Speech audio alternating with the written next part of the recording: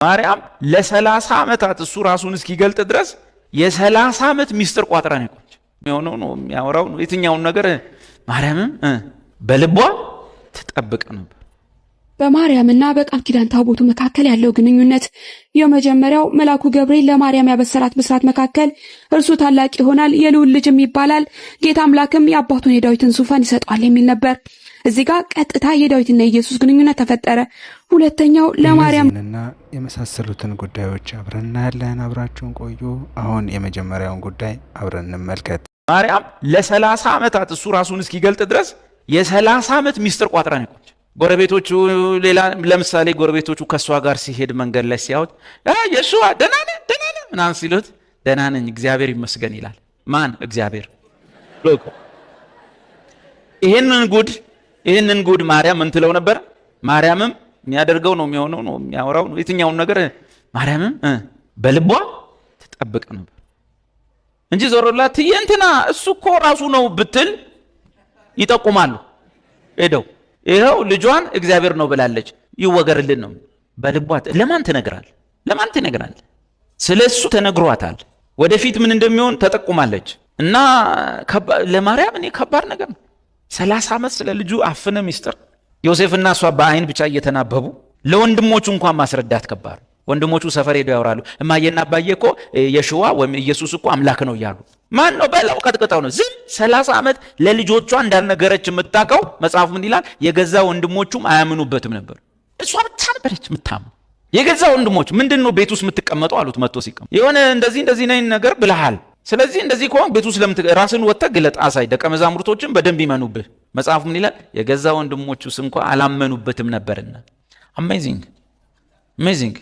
ይሄን ታሪክ ከሰማ ካነበብክ አንተም እዛው ብትሆን ማርያም ካልነገረች በስተቀር ወይ እሱ አድጎ እኔ እንዲህ ነኝ ካላለ በስተቀር እንዴት ታውቀዋለህ? አስብ። ትላንትና ዮሴፍ እንጨት አሸክሞት ሲመጡ ነበር። ዮሴፍም ትልቅ እንጨት ኢየሱስም ባቀሙ ትንሽ እንጨት ይዞ ሲመጡ ነበር። አናጢ ወይም ጠራቢ የጠራቢ ልጅ ነው። እና ይሄንን እንዲህ እንጨት ተሸክሞ ከጫካ እየመጣ ያለ ቢዚ የሆነ ስራ ላይ ጳውሎስ እንዳለው ዓለማት ሁሉ በእርሱ ተጋጥመው ተይዘዋል ቢሉ እንዴት ታምናለህ? የሚታየውና የማይታየው ሁሉ በእርሱ ተፈጥሯልና ለእርሱ ተፈጥሯልና ዓለማት ሁሉ በእርሱ ተጋጥመው ተይዘዋል። አንዱ መጥቶ አንዱ ላይ እንዳይ የኛ ጨረቃ መጣ እኛ ሰፈር እንዳትወድቅ፣ የኛ ፕላኔት ተነስታ ሌላ ነገር ውስጥ እንዳትገባ፣ ውቅያኖስ ባህሩ ተገልብጦ መንደራችን እንዳይመጣ፣ እኛም ተነስተን ተንሳፈን የሆነ ቦታ እንዳንገባ፣ ፍጥረታትን ሁሉ ጨረቃ ከዋክብቱን ፕላኔቶቹን ዩኒቨርሱን ሁሉ በእርሱ ተጋጥመው ተይዘዋል። የትኛው? ይህን እንጨት ተሸክሞ ይመጣው ልጅ እና እንዴት ማርያምም በልቧ ተጠብቀው ነበር። እግዚአብሔር ካልገለጠልን እንዴት ታውቀዋል?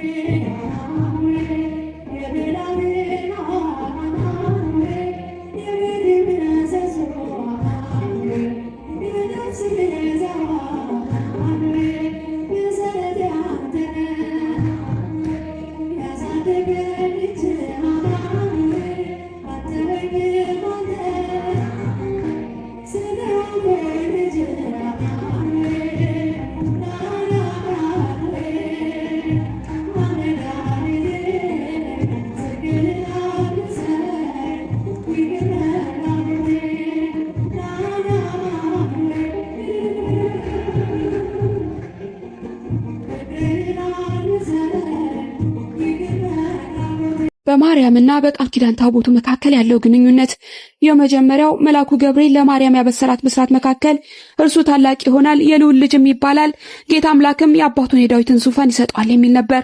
እዚህ ጋር ቀጥታ የዳዊትና የኢየሱስ ግንኙነት ተፈጠረ። ሁለተኛው ለማርያም ግራ መጋባት የሰጣት መልስ ነበር። መንፈስ ቅዱስ ባንቺ ላይ ይመጣል የልዑልም ኃይል ይጸልልልሻል የሚል ነበር። ይህ መጸለል ወይም መሸፈን ወይም ማልበስ በብሉይ ኪዳን በአንድ አይነት ቃል የተጠቀሰበት ቦታ በዘጸአት 40 ከ34 እስከ 37 ነው። 34 ላይ ደመናው የመገናኛውን ድንኳን ከደነ፣ የእግዚአብሔርም ክብር ማደሪያውን ሞላ። በዘጸአት የታቦቱ ማደሪያ ድንኳን ካለቀ በኋላ ሙሴ ወደ መገናኛው ድንኳን መግባት አልቻለም ነበር። ምክንያቱም ደመናው በላዩ ስለነበር፣ የእግዚአብሔርም ክብር ማደሪያውን ስለሞላ። ይህ የእግዚአብሔርን ሕልውና መገለጥ ነው። ይህ ብቻ አይደለም። በእግዚአብሔር ክብር የተሸፈነበት ቦታ ቅድስተ ቅዱሳን ይባላል። ያም የታቦቱ መኖሪያ ነው። በሌላ አባባል በሕዝቡ መካከል ታቦቱ በእግዚአብሔር ክብር ተሸፍኗል። ልክ እንደ ማርያም የተሸከመችው የእግዚአብሔር የመጨረሻ መለኮታዊ መገለጥ ነው። ሰው ሆኖ በእውነት በእኛ ውስጥ ሊኖር። ወደ ዋናው ሐሳቤ ልግባ። ማርያም ኤልሳቤጥን መጎብኘት ስንመለከት ማርያም የምትኖረው ናዝሬት ነው በገሊላ። ኤልሳቤጥን ለማየት የሄደችው ወደ ተራራማ ሀገር ወደ ይሁዳ ከተማ። ወደ ታቦቱ ስንመጣ ታቦቱ ከፍልስጤም ወደ ይሁዳ ተወስዶ እዚያ እንደተቀመጠ ቀጥታ ወደ ኢየሩሳሌም እንዳልተወሰደ ቃሉ ይናገራል።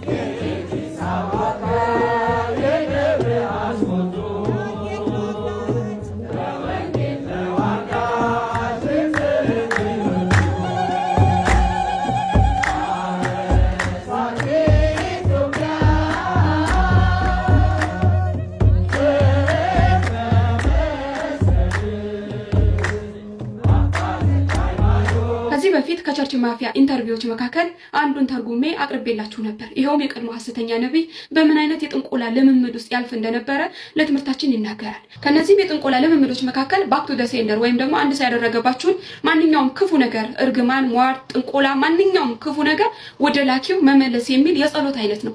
ይሄውም ሐሰተኛው ነብይ ወደ ቤኒን ወይም ወደ ናይጄሪያ ወይም ወደ ጋና በመሄድ ከፋንዳ አማልክት ጋር የሚያደርገው የጥንቆላ ልምምድ ነው።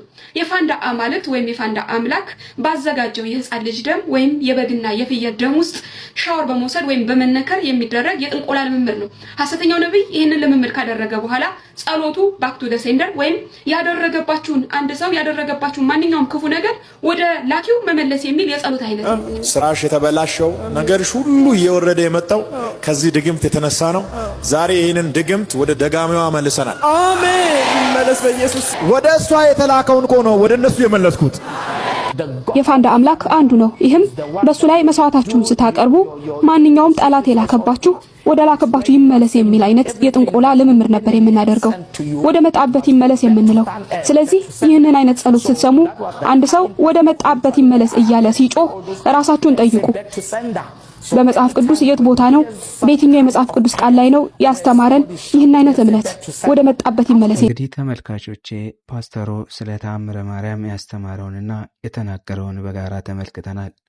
ይህ መድረክ እርስ በርስ የምንወቃቀስበት ሳይሆን ነገሮችን በሰከነ መንፈስ የምንነጋገርበት ነው ብዬ አምናለሁ። ስለ ተአምረ ማርያም ስናነሳ መጽሐፉ በኢትዮጵያ ኦርቶዶክስ ተዋሕዶ ቤተክርስቲያን ትልቅ የታሪክ የትርጓሜና የክብር ቦታ ያለው መጽሐፍ ነው። የእመቤታችን የቅድስት ድንግል ማርያምን አማላጅነትና ያደረጋቸውን ተአምራት የሚዘክር መጽሐፍ በመሆኑ ለኦርቶዶክሳውያን አማኞች ትልቅ መንፈሳዊ ትርጉም አለው። በሌላ መልኩ ደግሞ ከፕሮቴስታንት ወገኖች ዘንድ በመጽሐፍ ቅዱሳዊ ይዘቱና በትረካዎቹ ላይ የተለያዩ ጥያቄዎችና የሀሳብ ልዩነቶች መነሳታቸው የተለመደ ነው። ከመድኃኒታችን ከኢየሱስ ክርስቶስ ጋር ያላትን የልጅነት ታሪክ ሲተርክ ሰምተኗል። ዋናው ነገር ሃይማኖታዊ ጉዳዮች ላይ ስንወያይ እንደዚህ አይነት ቪዲዮዎችን ስንሰራ መከባበርን ማስቀደም ይኖርብናል። እውነትን በፍቅር መነጋገር ለሁላችንም ይጠቅማል። የዛሬው ቪዲዮ ይህንን ይመስል ነበር። እናንተስ በፓስተሩ ትምህርት ላይ ምን ታዘባችሁ? ሀሳባችሁን ኮሜንት ላይ ጻፉልኝ። ቻናሌ አዲስ በመሆኑ መጠን ሰብስክራይብ በማድረግ ቪዲዮውን ላይክ እና ሼር በማድረግ ለሌሎች እንዲደርስ እንድታግዙኝ በትህትና ጠይቃለሁ። የቀጥለው ቪዲዮ እስክንገናኝ ሰላም ሁኑልኝ። ቻው። ያም ሚዲያን ሰብስክራይብ ያድርጉ።